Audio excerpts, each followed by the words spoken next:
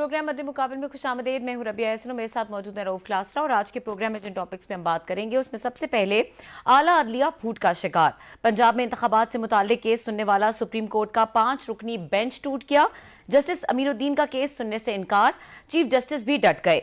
अब 4 रुकनी बेंच कल केस की समाअत करेगा। जजेस के आपस की तनाज़ात को लेकर इंतखाबात कराने से मुताल्लिक जीत किसकी, हार किसकी होगी, इसके ऊपर बात करेंगे।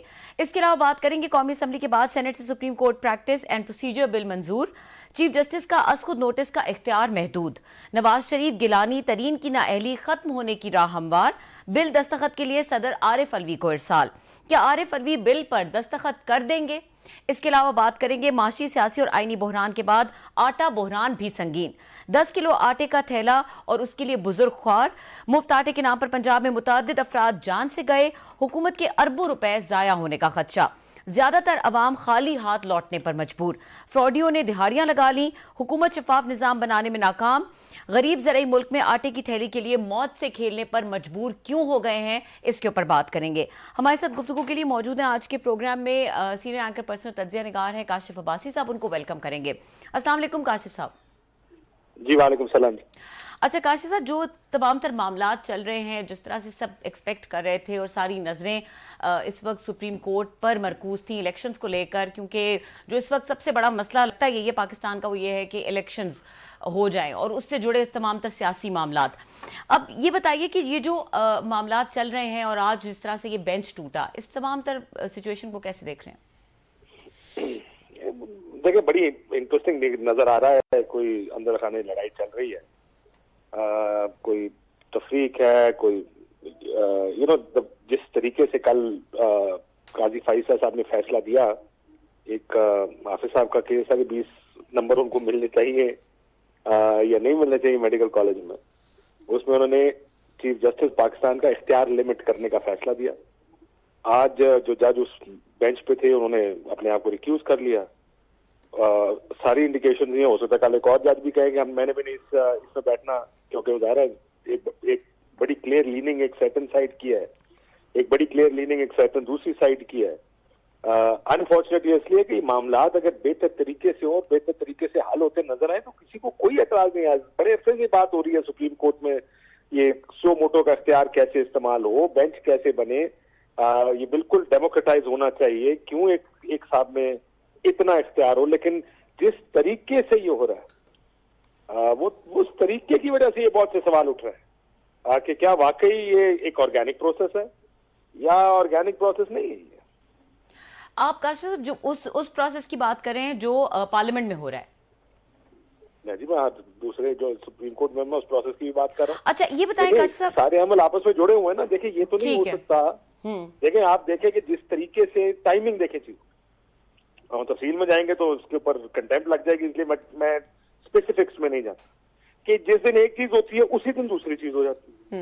यानी ये आप फैसले देखें, जिस तरह फैसलों पे दस्तखत भी कर रहे हैं कि ये 3-2 है, और उन बेंचेस पे भी बैठे हुए हैं और बाहर आके फिर ये भी कह रहे हैं कि 4-3 है। हम तो वकील नहीं है, हमें तो जो बताया जाएगा वही हमने समझ आनी है उसकी। आप खुद 9 मेंबर जज साहबान एक फैसले पे दस्तखत कर रहे हैं कि चीफ साहब एक नया बेंच बना लें, और उसके बाद कहते नहीं जी नया बेंच तो बना ही नहीं, और ये बना भी है तो 7 रुकनी बना। अगर 7 रुकनी बना तो 9 रुकनी क्यों नहीं है? अगर 2 लोग रिक्यूज करेंगे तो उसमें वो टेक्निकल चीजें भी होती है। But there is so much going on कि जो के, और देखे इधर से बात हुई, इधर से नोट आता है, उधर पार्लियामेंट के इजलास में तकरीरें हो जाती हैं, उधर से यहाँ पे आता है तो फिर उधर कानून साजी हो जाती है और यहाँ पे फैसले लिख दिए जाते हैं। ये सब होना चाहिए लेकिन बेहतर तरीके से हो जाए। कोई ये चीजें, मुझे नहीं लगता इसमें कोई प्रॉब्लम है। I think most people will agree कि ये होने चाहिए चीजें। जी बहुत शुक्रिया आपका। मुझे पता है कि आप इस वक्त ट्रैवल कर रहे हैं और हमारी ये रिक्वेस्ट पे सर इंसिडेंटली भी नहीं निकला रहा हूँ साहब। अच्छा मैंने तो निकलना था डायरेक्ट, वो बस किसी वजह से फंस गया। चलो बड़ी मेहर हमारी देना, ये हमारी खुशकिस्मती सर कि आई थॉट कि you will be on the motorway. अच्छा ये जो क्राइसिस आप सारा फॉलो कर रहे हैं, ये जो वहाँ सुप्रीम कोर्ट में हो रहा है सर, अगर आपका एनालिसिस पूछा जाए हूँ विल यू ब्लेम वहाँ पे, क्योंकि अब ये बातें खुलकर सामने आ गई। आपको ऐसी बात रह तो नहीं गई कि जब 4 जजेस ने पिछले बेंच में उन्होंने अपनी आगे ओपिनियन दे दी, चीफ जस्टिस साहब पे खासे उन्होंने सवालात खड़े कर दिए, बाद में देखा जस्टिस मंदो खेल साहब ने बेंच में बैठ के बात कह दी, आज हमने देखा अमीनुद्दीन साहब हैं वो भी हट के, कल का भी शायद अगेन उसमें सुनते में आ रहा है जमाल मंदोखेल साहब हैं, शायद वाली बात है कि वो भी एक साइड पे हो जाएं। आप किसको इसमें ज़िम्मेदार समझते हैं कि ये अगर सुप्रीम कोर्ट में जो कुछ हो रहा है तो किसकी साइड पे आप अब देखेंगे गलती किस साइड पे है? काजी फैज़ ईसा साहब का भी आपने अभी जिक्र किया, again home to be blamed. देखिए रोहन साहब, मैंने जैसे पहले कहा ना कि अगर नॉर्मल हालात होते, जजेस सारे बैठ जाते। आज हम अपने प्रोग्राम में मैं एक वाकया सुना रहा था कि एक जज साहब जो कि आखिरी हफ्ता रह गया था वो चीफ जस्टिस रहने का, उन्होंने आने वाले चीफ जस्टिस को बुला के कहा कि देखें आए बैठ के जरा इख्तियारात का फैसला कर लें कि बहुत ज्यादा इख्तियार चीफ जस्टिस के पास है। तो जो आने वाले थे उन्होंने कहा जी आपको ये पहले दिन क्यों नहीं, या पहले हफ्ते पहले महीने क्यों नहीं याद आया जब आपने ऑफिस टेक ओवर की? आखिरी हफ्ते में जाते हुए आपको याद आ रहा है। अब बहुत से जज जो इस चीज के हक में अब बात कर रहे हैं कि वन मैन शो नहीं होना चाहिए, कहीं ना कहीं कोई ना कोई चीफ जस्टिस रह के आया हाई कोर्ट का, कानून बदलने उधर भी तो ये इख्तियार तरीके चल रहे हैं। अब आपके सवाल पे में मुझे कोई इससे प्रॉब्लम नहीं है। देखिए जब भी सिस्टम हिलता है ना तो फिर सेटल होता है, और सेटल अच्छी जगह जाके होता। आप कह रहे मैं ब्लेम किसको करूंगा? मैं इलेक्शंस को ब्लेम करूंगा रोज। ये सारी गलती इलेक्शंस की है। अगर इलेक्शन ना होने होते, आइन में पाबंदियां ना होती इलेक्शंस की, तो ये सब कुछ ना होता। Well said. अच्छा, ये अब क्योंकि इलेक्शन होने हैं, उसको रोकना है, तो सारे फिर बहुत कुछ करना पड़ेगा ना। थोड़ा बहुत करने से जान थोड़ी छूटे।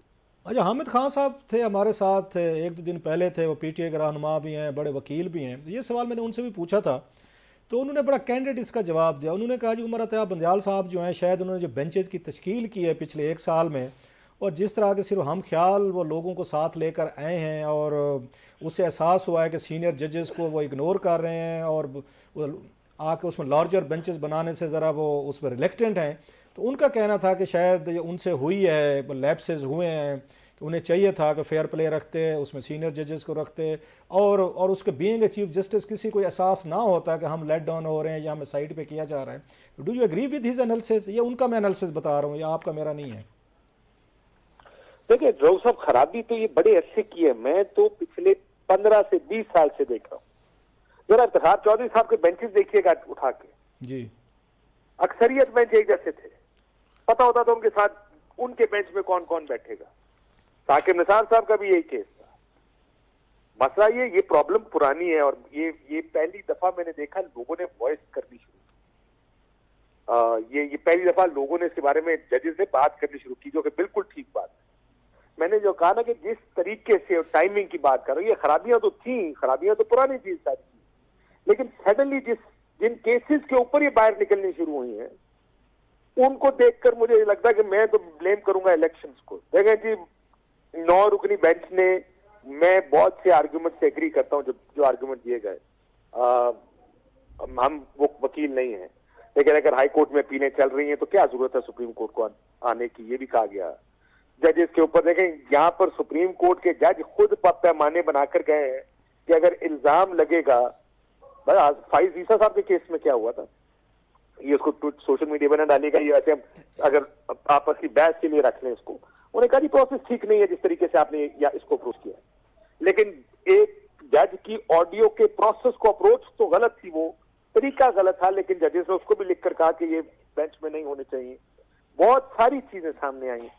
मुझे ये फिर लगता है कि अगर बहुत से बेंचेस बनते हैं ना रोग साहब जी सर, बहुत से बेंच फैसले करते हैं, बहुत से इख्तलाफ भी रहते हैं, ये पिछले 3-4 हफ्ते में सारे इख्तलाफ इकट्ठे बाहर क्यों आ रहे? अगर ये समझते हैं सर कि एक मुहावरा है ना, मैं सारी बात काट रहा हूं, अगेन इलेक्शन की अपील ना होती तो ना होता शायद। वो कहते सबने इंतजार किया ना इलेक्शन की अपील तक, जब तक इलेक्शन कमीशन ने तारीख चेंज नहीं की, सुप्रीम कोर्ट ने दोबारा पिटीशन उठाई नहीं, तब तक खामोशी थी सारी। नहीं, आप समझते हो, कहते हैं ऊंट की कमर पे आखिरी तिनका कोई ना कोई तो आ जाता है कि ये जो गुस्सा, एंगर, फ्रस्ट्रेशन इंसान है ना, तो लगता है तो ये पिछले 1 साल से इकट्ठी हो रही थी स्टीम जो है, और इसमें अक्सरियती जजेस हैं। वो तो लग रहा है कि चीफ जस्टिस साहब के साथ तो शायद हार्डली 2 और जजेस हैं, क्योंकि जो फैसले आते हैं 3-2 के आते हैं उनके। मैंने तो नहीं देखा कि कोई 5, 7, 8 उनके साथ उनके फेवर में कर रहे हूँ, या मतलब फेवर से मुराद है उनके पॉइंट ऑफ व्यू से एग्री कर रहे हूँ। सो ये तो लगता है कि ये बड़े अरसे से ये प्रॉब्लम चल रहा था, यकदम मौका मिला है जैसे आप कह रहे हैं, तो ये सारी चीजें सामने आ गई हैं। देखिए, मौका जजेस के पास कब नहीं होता। ये कोई क्रिकेट टीम थोड़ी है कि जब तक कोई टूर पे आएगा नहीं तो तब तक खेलने का मौका नहीं मिलेगा, तो क्या करें। जज और अदालतें रोज लगती हैं, रोज केसेस होते हैं, रोज केसेस में फैसले होते हैं। आपकी बात से मैं बिल्कुल 100% अग्री करता हूं कि सुप्रीम कोर्ट के अंदर जो जिस तरीके से पिछले बड़े अरसे से केसेस, जिस तरह बेंच बनते हैं, जिस तरह इख्तियार है एक आदमी के पास, नहीं होना चाहिए। लेकिन इसको बेहतर तरीके से हल किया जा सकता है। मैं तो टाइमिंग के ऊपर वजह से मुझे बार बार जो आप मुझे पूछ रहे हैं क्या है, अगर ये इलेक्शन के केसेस ना होते, जिस हेस्ट के अंदर ये सारे, मुझे बताया चीफ जस्टिस का 184(3) का इख्तियार पर पाबंदी लगाने की अब जरूरत क्या है। पार्लियामेंट ने एक फैसला दे दिया, पार्लियामेंट ने बिल पास कर लिया, आज सेनेट से पास हो गया, आप लोगों ने उसको क्वेश्चन कर दिया, इंतजार कर ले, वहां से बात कानून बन जाएगा, कानून इंप्लीमेंट हो जाएगा। अच्छा, लेकिन नहीं, उसमें चीफ के और भी इख्तियार करने।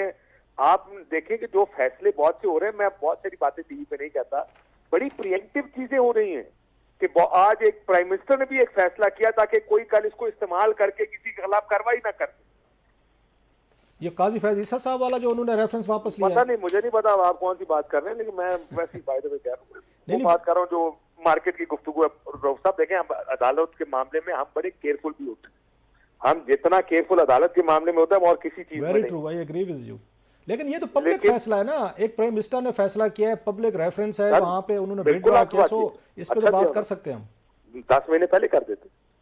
जी सर, 10 महीने पहले कर देते, हुकूमत को आए हुए तो काफी अच्छा हो गया। हाँ, ये सवाल था एक लेकिन उसके साथ एक और भी तो एक आता है ना, एक काउंटर आर्गूमेंट कि मैं कामरान खान साहब का ये ट्वीट देख रहा था, उन्होंने यही सवाल उठाया कि 10 महीने पहले कर देते, आज क्या जरूरत है आपको, जब अगर बंदयाल साहब के खिलाफ वहां पे कोई इस तरह की चीजें हो रही हैं तो आपको मौका मिल गया। लेकिन उन्होंने कहा जनाब, मौका नहीं सर, वो रिएक्शन से कहीं ना कहीं वो भी सोच रहा होगा ना, कोई रिएक्ट ना कर दे, रिव्यू तो पड़ा हुआ है, तो ये रिएक्शन ना आ जाए उसका, कोई इस तरह की चीज ना हो जाए, वो बहुत सारा कुछ होता है ना। अच्छा, आपको याद होगा इमरान खान साहब ने भी कहा था, उन्होंने वजीर आजम से हटने के बाद के अगेन काजी फैज ईसा साहब के खिलाफ जो ये उन्होंने फाइल कराया था, तो हमने तो नहीं कर रहे थे, किसी ने करवाया था, he was referring to establishment if I remember.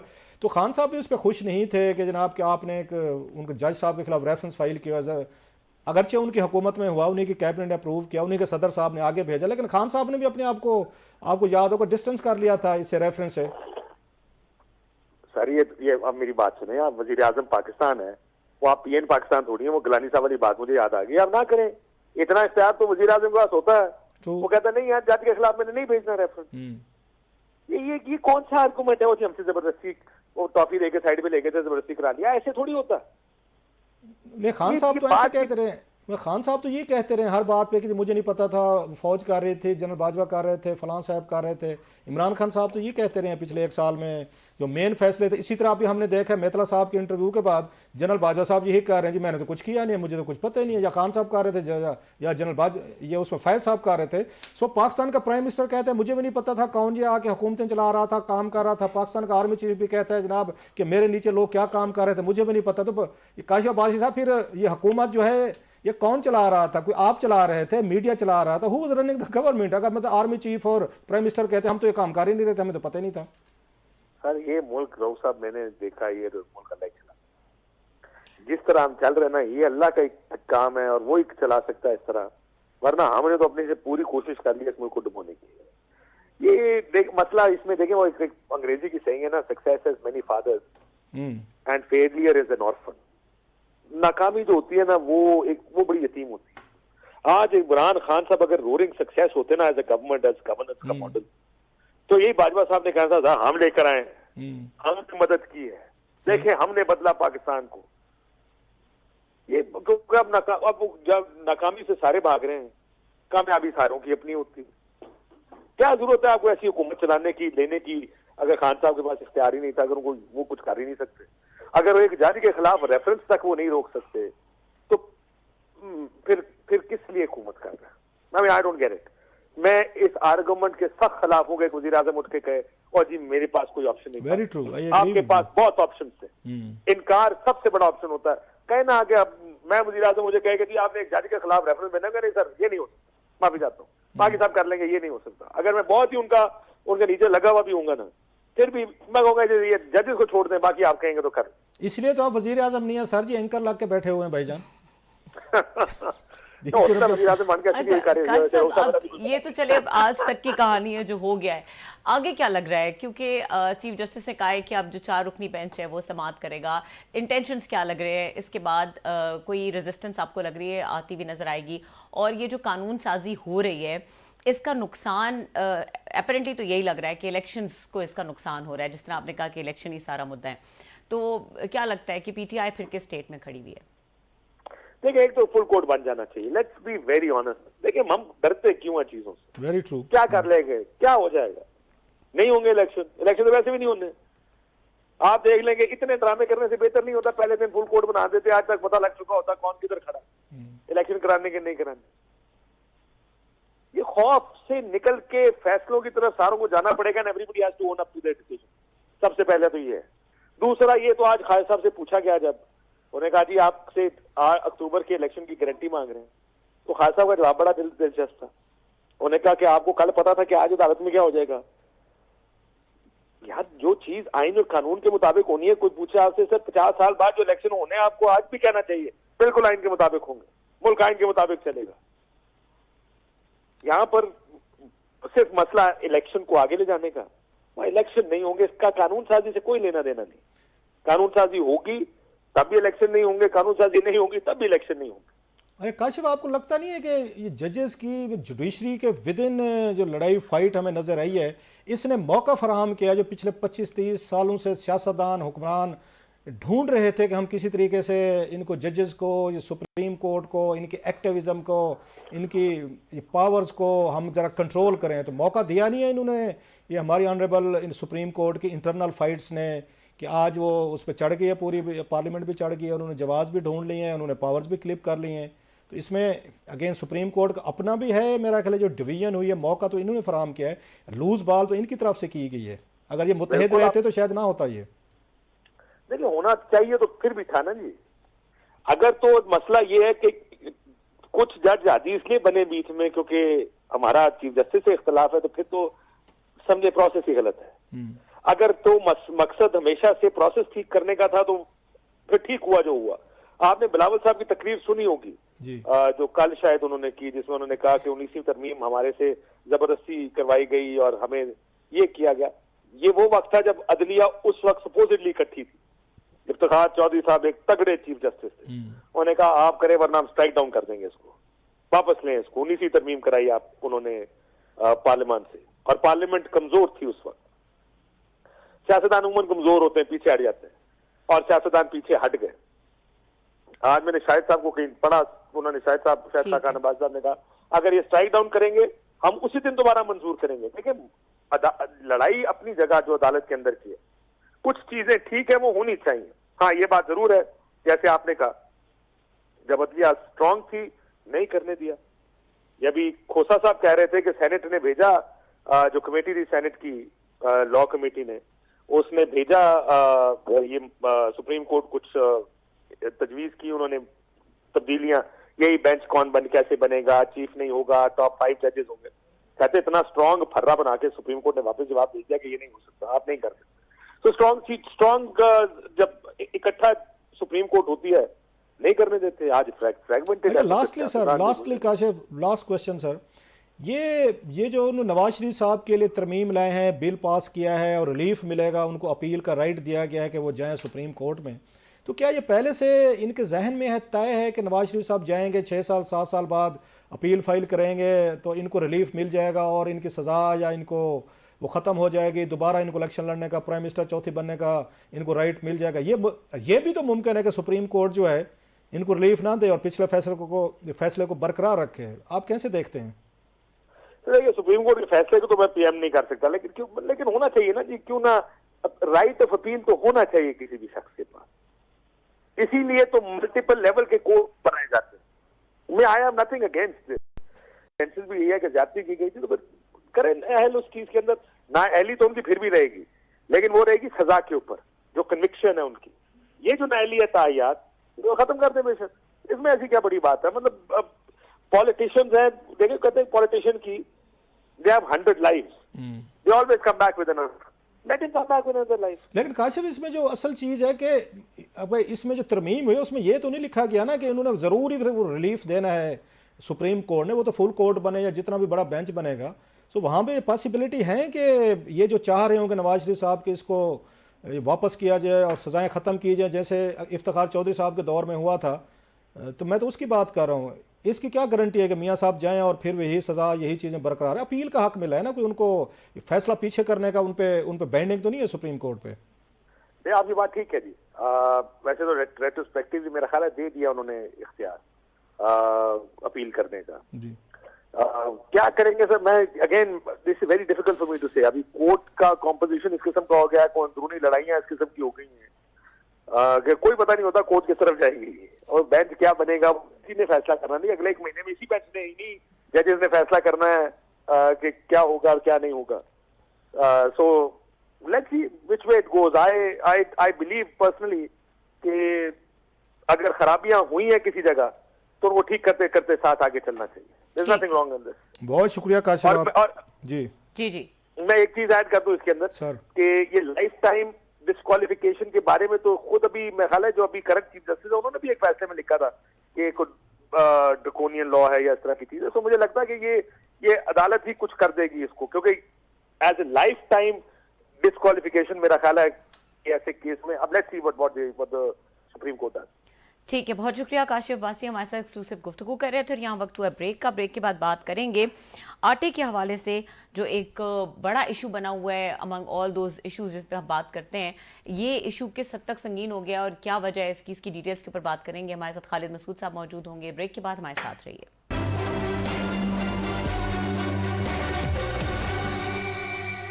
Welcome back. और हमारे साथ मौजूद है सीनियर कॉलम निगार खालिद मसूद साहब। उनको वेलकम करेंगे शो पे। अस्सलाम वालेकुम खालिद साहब। वालेकुम सलाम। अच्छा खालिद साहब, मुल्तान से बहुत डिस्टर्बिंग किस्म की न्यूज़ आ रही है ये फ्री आटा स्कीम के हवाले से। मुल्तान ज़राई ज़मीन है, वहाँ पे ज़राई ज़मीनें मौजूद हैं और वहाँ से जब इस तरह की खबरें आती हैं कि लोग फ्री आटा लेने के चक्कर में ज़ख्मी हो रहे हैं, कैजुअल्टीज़ हो रही हैं, तो इस हवाले से क्या खबरें हैं, इस सिचुएशन पे क्या कहेंगे? देखिए, मैं पिछले कोई मतलब तकरीबन 7-8 दिन से ये मुस्तकिल देख रहा हूँ कि मेरे रऊफ साहब तो खैर मुल्तान से बहुत अच्छी तरह फेमिलियर हैं, वाकफ़ हैं, एक एक सड़क इनको पता है। तो रऊफ ऐसे है कि जो कलमा चौक से कचहरी की तरफ जब हम आते हैं तो वो डिवीजनल स्पोर्ट्स ग्राउंड है जो इस मुल्तान में आटे की जो तकसीम है, जो फ्री जो कर रहे हैं इसकी मुफ्त तकसीम, ये उसका मेन मरकज़ यही है। और 3 दिन पहले शहबाज शरीफ साहब ने भी इसी जगह का दौरा किया है। एक तो ये कि मुल्तान की ये मेन जो आर्टरी है शहर के अंदर से गुजरती है, ये उस पर वाक़ है ये जगह। तो सुबह के टाइम रोड की एक साइड बिल्कुल बंद होती है क्योंकि वहाँ सब वो आटा वाले जो हैं वो लाइनें लगा के खड़े हुए हैं। लोग जंगले कूद रहे हैं, दीवारें फांद रहे हैं, जख्मी हो रहे हैं। ऊपर से मतलब हमारी एक मेंटालिटी मतलब ऐसी है कि एक बंदा मजदूरी करने के बजाय वो सारा दिन इसमें लाइन में कतार में लगना जो है वो उसको ज़्यादा सूट करता है बनिस्बत इसके कि वो 6-7 घंटे कहीं मजदूरी कर ले और शायद इससे ज़्यादा पैसे कमा ले। लेकिन वो तो एक अलग चीज़ है। लेकिन असल चीज़ जो बताने वाली हुई है कि बदइंतजामी की इंतहा हो चुकी हुई है, कुछ इंतजामिया की तरफ से, कुछ हमारी मेंटालिटी है जो उसकी वजह से, और फिर उससे बढ़कर मैं समझता हूँ कि ये जो एक मुफ्त आटे का जो एक जो दिया गया है, अच्छा उसमें कोटादू में जैसे कोटादू में ये हुआ कि तकरीबन लाखों रुपए का आटा लोग जाली टोकन पे ले गए हैं, उसके बाद पता चला कि टोकन जाली है। और एक मतलब सुबह उधर देखें रक्शे, लोडर, बाइक्स, एक पूरा एक मेला लगा हुआ है बाकायदा। और जिस दिन शहबाज शरीफ साहब आए थे, अब मतलब बड़े हैरानी की बात है रऊफ देखे कि वजीर आजम का एक कितना बड़ा मनसब है और उनका मेंटालिटी ये है कि वो आटे की तकसीम के सेंटर्स का दौरा कर रहे हैं। बुनियादी तौर पर मैं ये समझता हूँ कि ये जो आटा स्कीम का जो मरकज है ये तहसीलदार लेवल की, पटवारी लेवल की चीज़ है, SHO लेवल की चीज़ है। पुलिस होते SHO हो, और अगर उसमें कोई मतलब आपने इंतजामी ओहदा अगर कोई करना है तो तहसीलदार, वो जो असिस्टेंट कमिश्नर तक मैक्सिमम इसको देख सकते हैं, डिप्टी कमिश्नर, कमिश्नर, वजीर आला, लाहौर से सेक्रेटरी आए हुए हैं। मतलब एक अजीब व गरीब सस्ती शोहरत का जो है ये इन्होंने किया हुआ है। पहले शहबाज शरीफ साहब ने वो आपके सामने किया, ये जो तनूर का, सस्ते तनूर का 4-4.5 अरब रुपए जला के तनूरों में रख दिए। कोई लंगर खाना खोल देता है, कोई जो है वो खोल देता है, आपकी पनाहगाह खोल देता है। कोई जो है वो बेनजीर इनकम स्कीम लेके आ जाता है। मतलब इस कौम को बुनियादी तौर पर एक फकीर कौम बनाया हुआ है। बांग्लादेश में खवातीन जो हैं वो काम कर रही हैं इस वक्त रेडीमेड गारमेंट्स पे। मुल्क की जो है एक्सपोर्ट जो है वो पाकिस्तान से 3 गुना 2.5 गुना ज्यादा हो चुकी हुई है। इधर हमने लोगों को एक मुफ्त की जो मुफ्त स्कीमें दे के सस्ती जो है वो पॉलिटिकल एक जो गेन है उसकी खातर हमने। अच्छा खालिद, आपने बड़ा तफसील से एनालिसिस किया and again I agree with you कि शहबाज शरीफ साहब की यही शोबाजियाँ थी जिन्हीं पे सवालात उठते थे कि हर शे फ्री कर दो, कि अपनी कौन सी जेब से जाए। लोग बड़े खुश होते, लैपटॉप इनको फ्री दे दो, आटा फ्री दे दो, इनको जो भी यहाँ पे आपको याद होगा पीली इनकी आई थी टैक्सी स्कीम आई थी वो फ्री दे दो, मतलब हर शे फ्री दे दो। आवाम इस पर बड़ी खुश होती है कि देखो, और लोगों को यह एहसास नहीं होता कि हमारे पैसे हमें दिए जा रहे हैं। और उसमें साफ ज़ाहिर है इसमें मिसमैनेजमेंट भी होती है, और जैसे आपने कहा पॉलिटिकल पॉइंट स्कोरिंग भी, लेकिन लोग भी लाइक करते हैं। मैं आपसे कुछ और पूछना चाह रहा हूँ। साउथ जो है हमारा, साउथ ऑफ पंजाब जो है, ये एक उसका गंदम मुझे याद पड़ता है, अगर मैं गलत नहीं कह रहा, ये पूरे पाकिस्तान की तकरीबन गंदम पैदा होती थी वहाँ पे, जो पूरे मुल्क के दीगर उसमें भी जाते, सिंध में भी पैदा होती है, इलाके मतलब दूसरे सारे सूबों में होती है। व्हाट वेंट रॉन्ग कि आज साउथ के लोग हैं जो पूरे मुल्क को मतलब गंदम सप्लाई करते थे, प्रोडक्टिव लैंड्स हैं, दरिया है वहाँ पे, ये क्या हुआ कि वहाँ पे इतने सारे लोग आ गए आटा लेने के लिए, हमारे पास आटा नहीं है? या वही मेंटेलिटी के मुफ्त में मिल रही है तो जाओ जनाब, एक बोरी के लिए इतने जलील हो रहे हैं, इतने तंग हो रहे हैं। इसमें ये बड़ा मिक्स जो है ना, ये इसमें किसी एक फैक्टर को हम हाईलाइट नहीं कर सकते कि ये एक फैक्टर है। देखें, पहली बात तो ये है कि पंजाब में जो साउथ पंजाब है, इसमें गंदम और कपास ये बुनियादी पर 2 अल्टरनेट रबी और खरीफ की फसलें थी। गंदम कटती थी और कपास लग जाती थी, कपास जब चुनाई हो जाती थी तो गंदम लग जाती थी। अब सूरत हाल ये है कि गंदम में पिछले कुछ अरसे से इनपुट कास्ट बहुत बढ़ गई है, और जो गंदम की जिसे हम कहते हैं आउटपुट जो है, जो उसकी प्रोडक्शन है, जो उसका प्रोड्यूस है, वो उस हिसाब से बढ़ नहीं सका। अब देखें, हम टीवी पे बैठ के ये कह सकते हैं कि ये कौमी मसला है, इसमें जो है नेशनल काज है, इसमें अब गंदम हमें होनी चाहिए, इसमें हमारा जो है देखें पूरे मुल्क की फूड सिक्योरिटी जो है वो दांव पे लगी हुई है। लेकिन हम ये देखेंगे कि काश्तकार की इस साल की कमाई है, काश्तकार ने पूरे साल का इससे अपना रिस्क लेना है, इससे उसकी ना इंश्योरेंस है, ना उसके मौसम का कोई उसको इतबार है, ना उसको लेबर मिल रही है। काश्तकार के बेतहाशा मसाइल हैं। आपने बात की, मैं सवाल पूछ लूं, अभी बड़ी शदीद बारिशें हुई हैं, यालाबारी हुई है पूरे उन इलाकों में, फिर गंदम तबाह हुई है, उसकी जरा रिपोर्ट देंगे इससे पहले कि मैं आऊं उस पर। मुल्तान पे जो बाग काटे गए हैं, मुल्तान में जो हाउसिंग सोसाइटीज ने जो तबाहियां मचाई हैं, मैं तो पिछली दफा क्यों रोते हुए वापस आया, जो मुल्तान की हालत मैंने देखी है उस पे आते हैं। लेकिन जरा मौसम का बताइएगा इस दफा क्या रहा है? गंदम और यालाबारी फिर तबाही कर दिया ये उन इलाकों में, साउथ में। पिछले कुछ 15 दिन के दौरान जो बारिशें हुई हैं मुल्तान और साउथ पंजाब में, और एक दिन शदीद जालाबारी हुई है जी, उसमें यह हुआ कि एक गंदम में 6-6 इंच पानी खड़ा हुआ है बाज़ जगहों पे। अच्छा, गंदम उससे ये हुआ कि एक तो गंदम की जो फसल है उसका जो ऐन मौके पे ये दाना बना होता है, इसमें यह कि दाना जो है ये डैमेज होता है, सिटा डैमेज होता है, दाना जो है ये कुड़क हो गया है, और इसकी जो प्रोडक्शन है वो मतलब 10 मैं समझो 5-7% कम हो चुकी है जो इस वक्त सूरत हाल है। अर्ली जो कॉटन थी जो फरवरी में काश्त होती है वो सारी की सारी बर्बाद हो गई है, अर्ली कॉटन जो है जी। अच्छा, इसके साथ जो मैं आपको बता रहा था, इसके अलावा ये हुआ है कि जब गंदम में इनपुट कास्ट बढ़ी है और उसकी जो रेट है उसको मुनासिब नहीं मिला, तो यहाँ अल्टरनेट जो है फसलें बहुत आ गई हैं, जिसमें खास तौर पे चावल आया है और मकई बहुत ज्यादा आई है। अंदाजा करें, चावल तो वहाँ की फसल नहीं थी खालिद, ये तो सेंट्रल पंजाब की फसल है चावल। चावल तो हमारे इलाकों में काश्त नहीं होता था, अब चावल भी पहुंच गया गन्ने के बाद। जी, उसमें रऊफ ये है कि जो बासमती के लिए खास तौर पे अपर पंजाब का खास एरिया वजीराबाद और ये वो था जिसमें एक अरोमा आता था जो बासमती का, लेकिन अब जो कायनात का जो चावल आया है उसमें खुशबू का वो मसला नहीं है। और इस पे हम फिर किसी वक्त आपसे बात करेंगे, लेकिन मैं चाहता हूँ जरा हाउसिंग सोसाइटीज ने जो साउथ में तबाही मचाई है, स्पेशली मैंने मुल्तान देखा है, बहावलपुर देखा है, जरी इलाके थे, जरी रकबे थे, वो तो ना बाग रहे हैं, ना आम रहे हैं, ना फसलें रही हैं, ना गंदम रही हैं। What went wrong there? देखिए हमें तो रऊफ ये हुआ कि वाकईतन ये शहर के इर्द गिर्द जो पूरा बहुत बड़ा सर्कल था आर्चर्ड एरिया जी, ये आर्चर्ड एरिया था महफूज, जिसे कहते हैं प्रोटेक्टेड एरिया था, इसमें हाउसिंग स्कीम्स नहीं बन सकती थी, लेकिन सारा कुछ चेंज हुआ शहर के दोनों तरफ, आप मुल्तान शहर से बांदबोसन की तरफ चले जाएं या मुल्तान से शुजाबाद की तरफ चले जाएं, बड़ी बड़ी हाउसिंग स्कीम बाहर से आ गई हैं। हजारों एकड़ में, सैकड़ों एकड़ में नहीं, हजारों एकड़ में ये स्कीम्स आई हैं। उससे ये हुआ कि कंक्रीट का जो जंगल है वो कंक्रीट का बाग उगा है उन बागों की जगह पे। चलो खालिद, आपसे हम इस पे बात करते रहेंगे। फिर लोग अब सरिया सीमेंट खाएं, फिर आटा और गंदम क्यों मांगते हैं? अगर आपने सारी जमीनें बेच दी हैं, ऑर्चर्ड आपने वहाँ तबाह कर दिए हैं, आपने हाउसिंग सोसाइटीज बना दी हैं और जमीन में धरती में बीज की बजाय आपने वहाँ पे उस सरिया सीमेंट ठोक दिया, तो फिर उसके बाद क्यों गंदम आटा मांगते हैं? फिर सरिया सीमेंट सालन खा ये बना के अगर मैं दो हरफी बात करूं तो इस वक्त पूरे मुल्क में जो सनत सबसे ज्यादा उरूज पे है वो हाउसिंग स्कीमें हैं। और हाउसिंग स्कीमों में जो लोग पैसा मनी मिंटिंग कर रहे हैं उनको इस चीज से कोई गर्ज नहीं कि क्या हो रहा है। लेकिन सबसे बढ़ के मैं ये कहूंगा कि पैसा बनाने वाला तो मौजूद है, दुनिया में हर जगह है। रूल्स एंड रेगुलेशन होते हैं जिनको कंट्रोल करते हैं, रूल्स एंड रेगुलेशन जो है उनको भी पैसा खा गया। ठीक है जी, असल में कमी ये है कि रूल्स एंड रेगुलेशंस नहीं बनाए गए और इसकी वजह से सफर जो है वो आम आवाम कर रहे हैं। यहाँ पे वक्त हुआ है ब्रेक का, ब्रेक के बाद डिस्कशन कंटिन्यू करेंगे, हमारे साथ रहिए। Welcome back. क्लास साहब, मुल्तान में क्या हुआ है जो आप कह रहे थे बर्बादी हुई है बड़ी शदीद? खालिद मसूद साहब हैं, आपको पता है बहुत बड़े पंजाबी के बहुत बड़े शायर हैं और कालम निगार बहुत अच्छे हैं। साउथ के इश्यूज़ पे बड़ा कुछ लिखा है, इन्होंने बोला भी है।